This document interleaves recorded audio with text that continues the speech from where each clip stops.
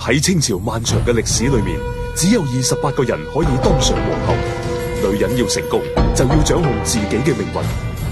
要登上皇后寶座，成為萬王之王，你最大嘅阻礙就係柳姑六姨娘，逼本宮咁做。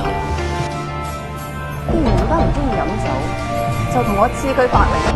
奴才遵命。係你令佢死不瞑目。你唔需要問我點解，你只要知道過咗今晚之後，你將會少咗一個對手咁就得啦。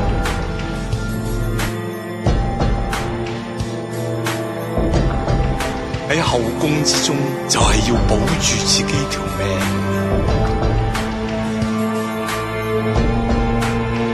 昏君，幾十萬兩銀，成車成車咁運，俾人話搶就搶走佢。